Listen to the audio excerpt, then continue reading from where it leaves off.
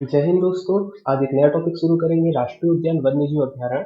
तो इसके लिए एक स्टूडेंट ने बोला था कि सर इसका एक वीडियो बनाइएगा, तो उसके लिए हम लोग वीडियो बना रहे हैं, इसको समझेंगे। तो राष्ट्रीय अभ्यारण्य वन्यजीव अभ्यारण्य जो होते हैं, राष्ट्रीय उद्यान और वन्यजीव अभ्यारण्य जनरली भूगोल का टॉपिक है। थोड़ा बहुत हम लोग संविधान देखेंगे, इस पे हल्का सा संविधान की तरफ पढ़ेंगे और कोशिश करते हैं इसको कवर अप करने की। तो राष्ट्रीय उद्यान और वन्यजीव अभ्यारण्य, पहले दोनों का डिफरेंस समझना जरूरी है, दोनों में अंतर क्या होता है। तो अंतर शुरू करेंगे हम लोग बनाने से। तो बनता कैसे है, तो बनेगा आप लोगों को देखना रहेगा। तो राष्ट्रीय उद्यान जो होता है, राज्य या केंद्रीय विधायिका द्वारा बनाए जाते हैं। मतलब राज्य सरकारें बनाएंगी या केंद्र सरकारें एक कानून पास करेंगे इसके लिए और उसके द्वारा बनाएंगी। ये विधायिका द्वारा लेजिस्लेचर का काम होता है, ये जो है संसद के द्वारा पास होगा, आप ऐसा सोच सकते हो इसको। इसके अलावा जो वन्य जीव अभ्यारण्य होता है, आमतौर पर क्या करती है, केंद्र सरकार या राज्य सरकार एक आदेश दे देती है, उसके तहत जो है वन्य जीव अभ्यारण्य बन जाता है। जो हमारा वन संरक्षण कानून है 1972 वाला, तो धारा 18 से आपका बनेगा उसके वन्यजीव अभ्यारण्य। ये चीज ध्यान रखिएगा, धारा 18 मैंने लिखा नहीं है, बट आप नाम याद रखेंगे।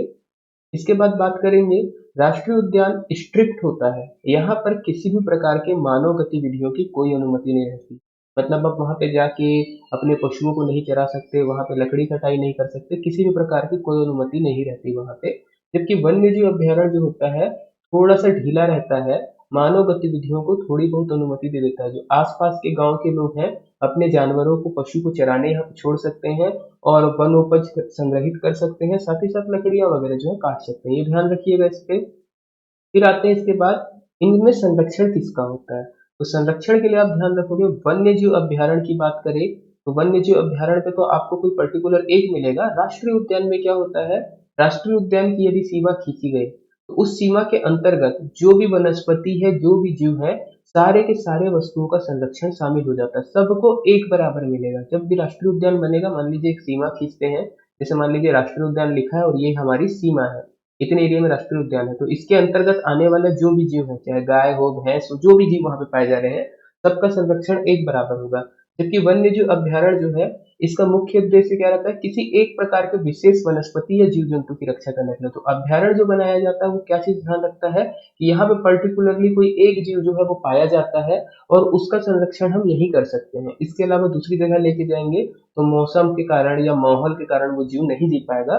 तो ऐसा जीव या वनस्पति, उसके संरक्षण के लिए क्या बनाया जाता है, वन्य जीव अभ्यारण्य। वन्य जीव अभ्यारण्य में पर्टिकुलरली एक या दो प्रजाति होगी जिसको ध्यान में रखते हुए बनाया जाता है। ये ध्यान रखिएगा, ये चीज इंपॉर्टेंट है। इसके अलावा राष्ट्रीय उद्यान की स्पेसिफिक बाउंड्री होती है, निश्चित सीमाएं होते हैं, वेल डिफाइंड बाउंड्री रहेगी, यहाँ से यहाँ तक कि राष्ट्रीय उद्यान का हिस्सा है। जबकि वन्य जीव अभ्यारण्य में कोई निश्चित सीमा नहीं दिखती, ये वेल डिफाइंड बाउंड्री नहीं रहती। हम लोगों को पता रहता है कि हाँ यहाँ इस क्षेत्र में है, पर पर्टिकुलर आप बोलोगे शुरुआत कहाँ है, अंत कहाँ है, इसका आपको नहीं दिखेगा। वेल डिफाइंड बाउंड्री वन्य जीव अभ्यारण्य में नहीं रहेगी। चलिए, इसके अलावा आम जनता के लिए नहीं खुला रहता राष्ट्रीय उद्यान, आम जनता यहाँ घूमने फिरने नहीं जा सकती है।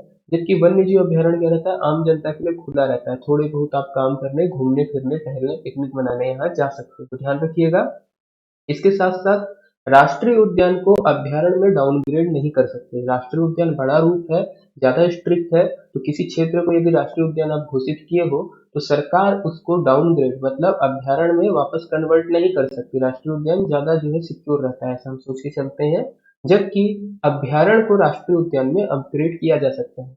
कोई सरकार किसी चीज को आदेश दे के अभ्यारण्य बनाती है, बाद में लगता है इसको राष्ट्रीय उद्यान घोषित कर देना चाहिए, तो सरकार जो है उसको राष्ट्रीय उद्यान में घोषित कर देगी।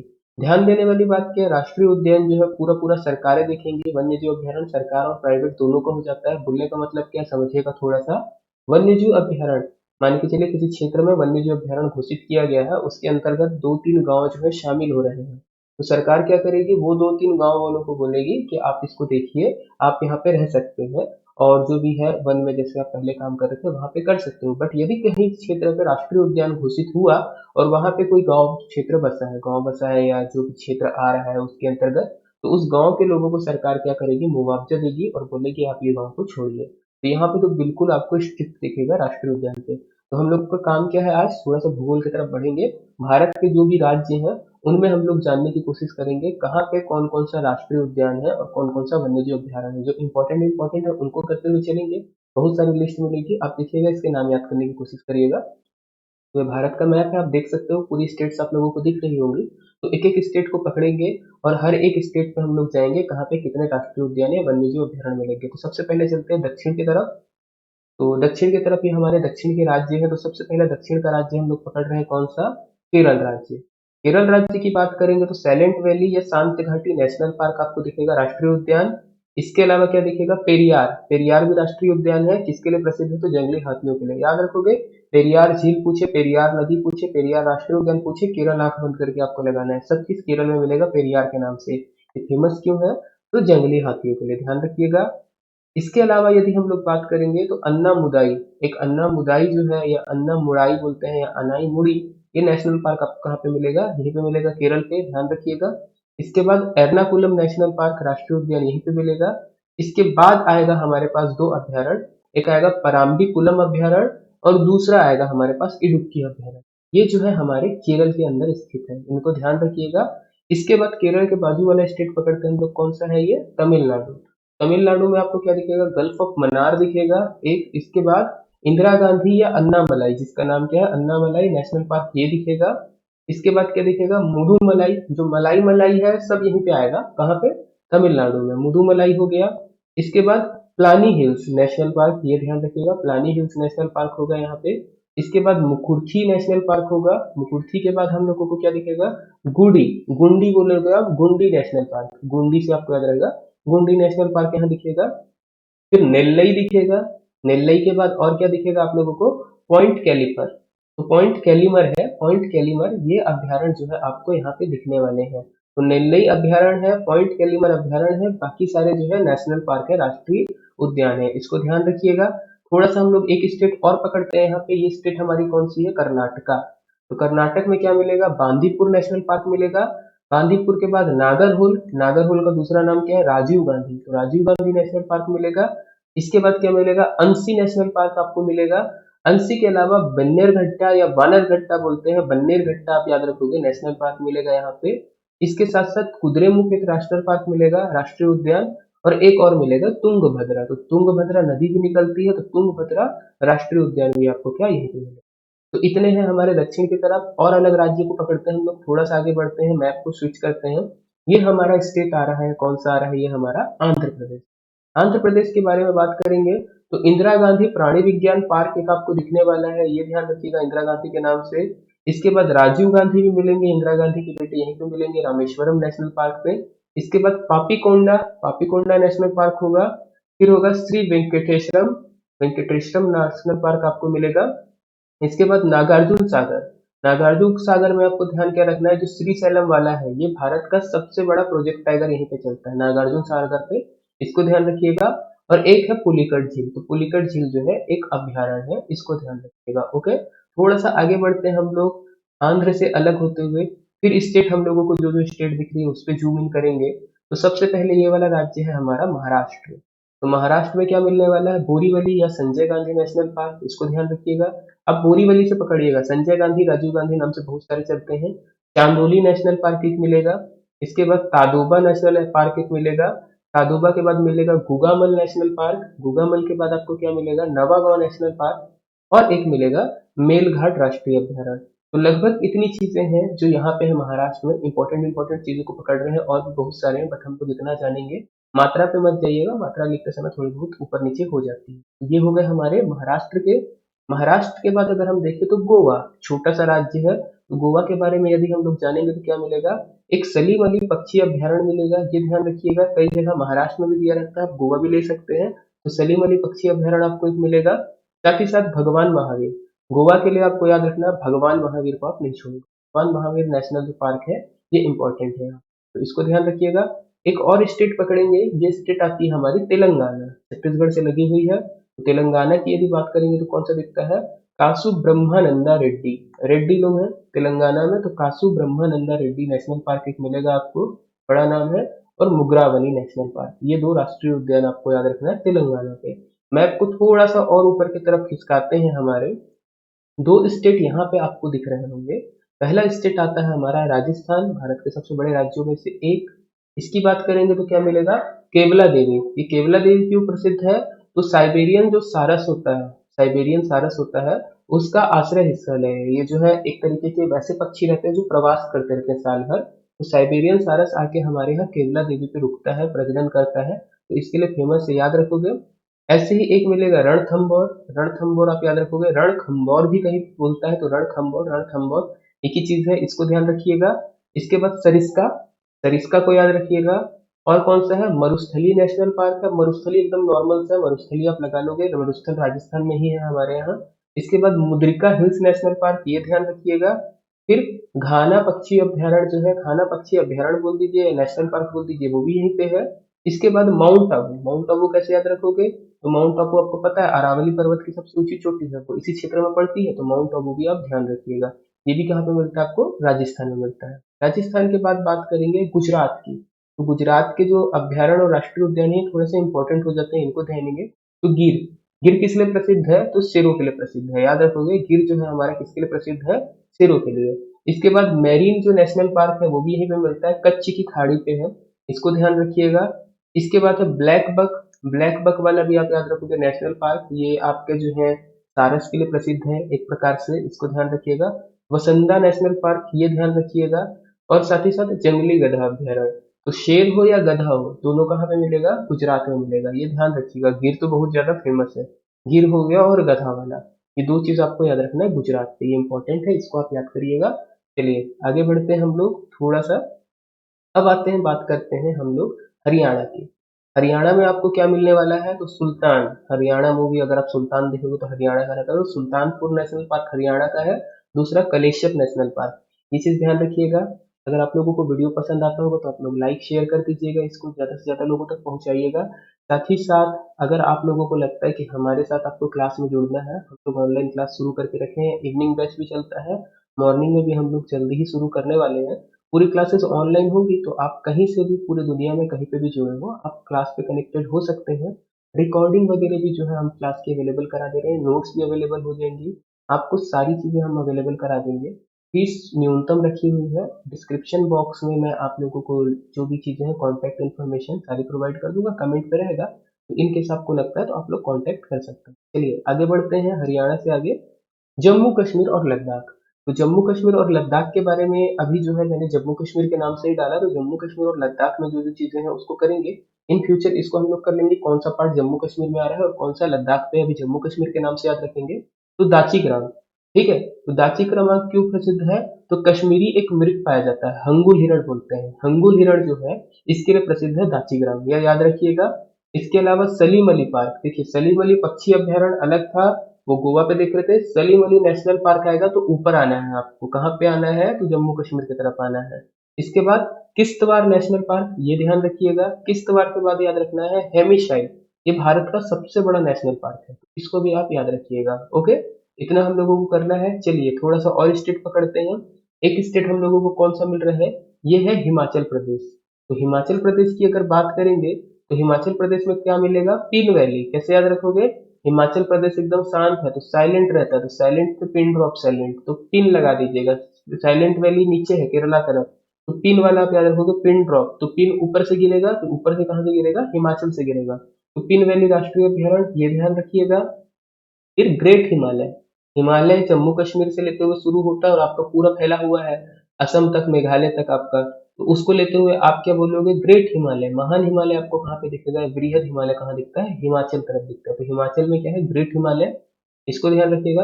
रोहल्ला, हिमाचल प्रदेश वाले हल्ला कर रहे हैं, तो रोहल्ला नेशनल पार्क याद रखोगे। खीर गंगा, गंगा नदी से निकलती है, तो खीर गंगा नेशनल पार्क ये भी याद रखेंगे। फिर इंद्र किला, इंद्र किला नेशनल पार्क ये याद रखिएगा। और एक मिलेगा शिकरी देवी, शिकरी देवी या शिकारी देवी अभ्यारण्य, ये याद रखिएगा आप। इतना हो गया। एक स्टेट और पकड़ते हैं, बीच में बच रहा है हमारे पास, कौन सा स्टेट है ये है पंजाब। तो पंजाब में हमारे पास एक नाम आता है हरीके झील वेटलैंड, ये नेशनल पार्क है, आर्द्र भूमि पर बना हुआ, उसके लिए है, तो इसको आप याद रखोगे, हरीके झील वेटलैंड, ये कहाँ पे है, पंजाब में है।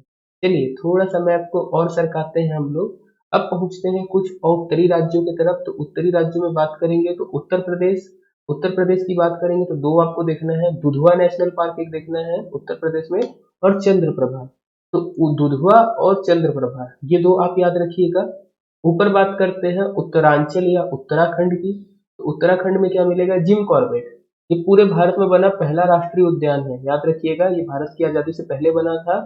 हैली इसका पूर्व नाम था, इससे पहले इसको क्या बोला जाता था, हैली नेशनल पार्क, याद रखिएगा, अंग्रेज अधिकारी के नाम पे दिया गया था। इसके बाद क्या है, फूलों की घाटी। तो फूलों की घाटी राष्ट्रीय उद्यान कहाँ पे है आपका, फूलों की घाटी भी हिमाचल प्रदेश में है, सॉरी उत्तराखंड में है। फिर है नंदा देवी, नंदा देवी याद रखोगे उत्तराखंड में। फिर है राजाजी, राजाजी लोग भी रहते हैं उत्तराखंड में। और फिर है गंगोत्री, तो गंगोत्री इतना आपको याद रखना है, ये उत्तराखंड के अंतर्गत आते हैं। थोड़ा सा हम लोग नीचे की तरफ बढ़ेंगे, छत्तीसगढ़ की तरफ स्विच करते हैं, छत्तीसगढ़ और मध्य प्रदेश। तो छत्तीसगढ़ की बात करेंगे तो हमारे छत्तीसगढ़ में तीन है, कांगेर वैली, कांगेर घाटी, इंद्रावती, और इसके बाद है तीसरा गुरु घासीदास। तो जब छत्तीसगढ़ की क्लासेस होगी इन सबको हम लोग डिटेल में पढ़ेंगे, अभी नाम याद रखिएगा, छत्तीसगढ़ में तीन है। इसके बाद बात करेंगे मध्य प्रदेश की, तो मध्य प्रदेश में बहुत सारे मिलने वाले हैं। तो कान्हा किसली है सबसे पहले, इसके बाद है पेंच है, पेंच को याद रखिएगा शेरों के लिए प्रसिद्ध है, आंख के लिए। पन्ना है, पन्ना के बारे में क्या चीज है, यूनेस्को की विश्व विरासत में इसको शामिल किया गया है, ओके याद रखिएगा। इसके बाद सतपुड़ा, सतपुड़ा पर्वत है, उसी से ले लीजिएगा मध्य प्रदेश पे। फिर है वन विहार, इसको ध्यान रखिएगा, ये नाम इंपॉर्टेंट है, वन विहार। फिर है बांधवगढ़, सफेद भाग के लिए, व्हाइट टाइगर के लिए प्रसिद्ध है बांधवगढ़, ये याद रखिएगा बांधवगढ़। फिर है संजय गांधी, तो संजय गांधी जो है मध्य प्रदेश का हिस्सा था, तो संजय गांधी और गुरु घासीदास एक ही थे। जब मध्य प्रदेश छत्तीसगढ़ अलग होते तो संजय गांधी और गुरु घासीदास को अलग अलग कर दिया जाता है। तो संजय गांधी जी कहाँ है हमारा, यही है मध्य प्रदेश पे, याद रखिएगा। फिर आता है माधव नेशनल पार्क, ये याद रखोगे कृष्ण भगवान के नाम से माधव। फिर पालपुर कुनो, ये नाम सबसे ज्यादा कंफ्यूज करेगा, क्योंकि पालपुर कुनो ऐसा लग रहा है साउथ इंडियन टाइप का नाम है, नीचे नीचे के आपको ऑप्शन दिखेंगे, तो याद रखना कहाँ का है, ये भी एमपी का है, याद रखिएगा। फिर मंडला, मंडला तो खैर मध्य प्रदेश में जिला ही होता है, तो मंडला फॉसिल पार्क जो है ये इंपॉर्टेंट हो जाएगा।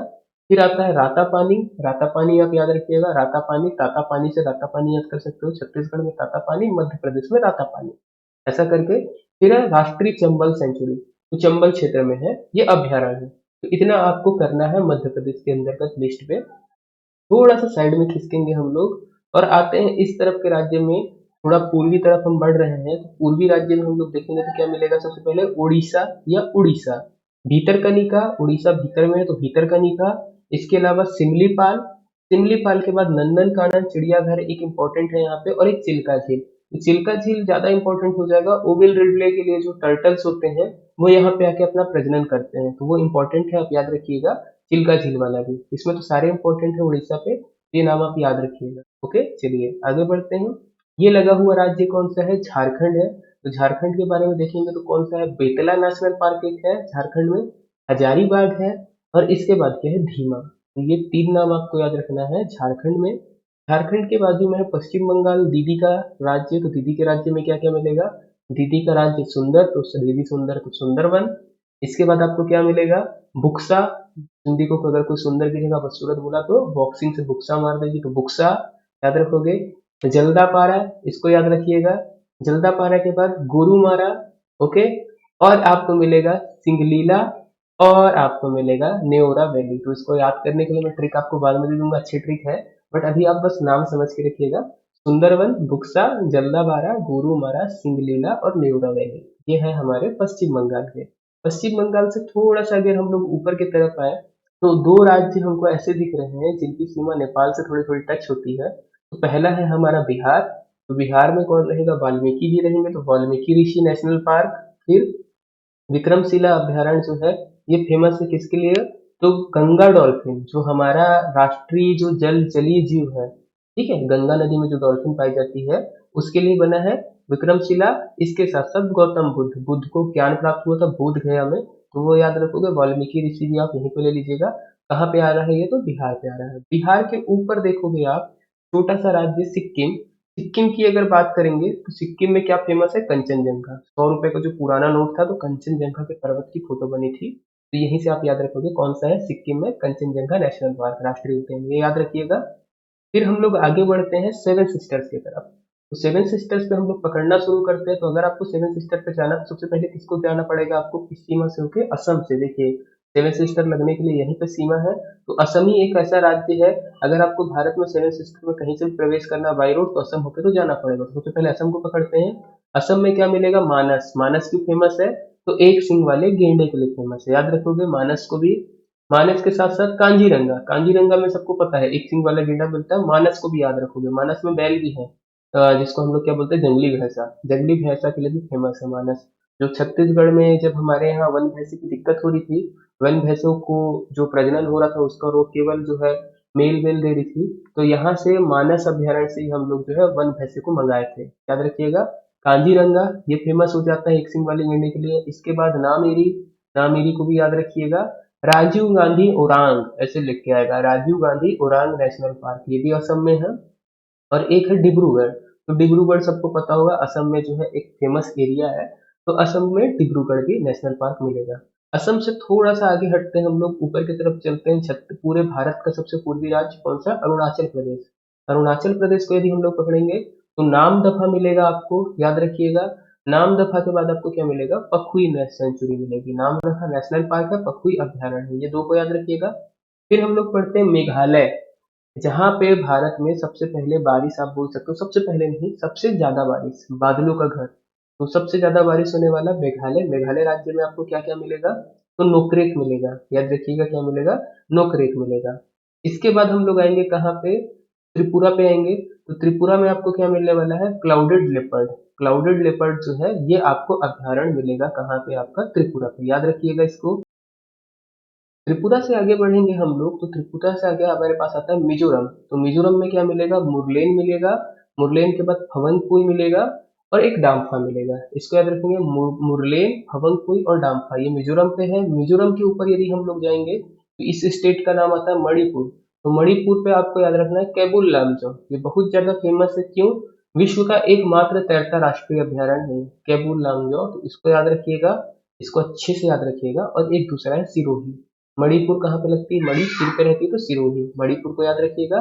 एक लास्ट स्टेट बचती है यहाँ पे, नागालैंड। तो नागालैंड में क्या है? तो नागालैंड में है इटांकी, याद रखिएगा, हिंदी पे नाम नहीं लिखा हूँ, इंग्लिश पे है, इटांकी नेशनल पार्क। इटांकी, नागा लोग क्या करते हैं? टंकी में रहते हैं, तो नागालैंड में क्या मिलेगा? इटांकी नेशनल पार्क। ये हो गया, ये भारत के स्टेट हो गए।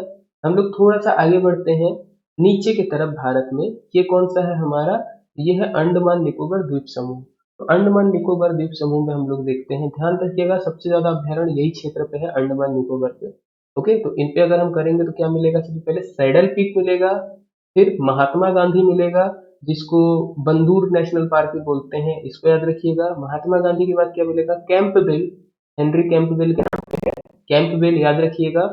इसके बाद माउंट हेरियट मिलेगा यहाँ पे, माउंट हेरियट को याद रखिएगा। झांसी की रानी या रानी झांसी मरीन नेशनल पार्क ये बोलते हैं, इसको ध्यान रखिएगा। फिर इसके बाद साउथ बॉटम, ये जो है सबसे छोटा नेशनल पार्क है भारत का, इसको याद रखिएगा, साउथ बॉटम। और ये आखिरी चीज जो हम लोगों को जानना है, जो मैं बात बोल रहा था, सबसे ज्यादा वन्य जीव अभ्यारण्य कहाँ पे मिलेंगे? यहीं पे मिलेंगे। तो इसको आप याद रखिएगा, अंडमान निकोबार में सबसे ज्यादा मिलेंगे। जो नाम कंफ्यूज करेगा, झांसी की रानी मरीन, कि झांसी की रानी ऐसा लगता है मध्य प्रदेश की होगी, तो इसको आप याद रखिएगा, ये यहीं पे कंफ्यूज करेगा। तो आज की क्लास के लिए इतना ही हम लोग ओवर करते हैं। लगभग हमारा सारा जो है अभ्यारण्य हम लोगों ने कवर अप कर लिया है, इंपॉर्टेंट इंपॉर्टेंट। आपको यदि क्लास पसंद आ रही होगी तो आप ऑनलाइन क्लास से अगर जुड़ना चाहते हैं तो क्लास से जुड़ने के लिए मैं सारी चीज़ों को दे दूंगा लिंक पे, आप उससे कांटेक्ट कर सकते हैं। साथ ही साथ आप इस वीडियो को जितने ज़्यादा लोगों तक हो उतने ज़्यादा लोगों तक आप शेयर कीजिए, कमेंट कीजिए। आपको यदि कुछ और चीज़ों की जानकारी चाहिए होगी तो आप हमें बताइएगा, हम लोग उन चीज़ों को जो है अपलोड करते रहेंगे। इतना ही था। जय हिंद।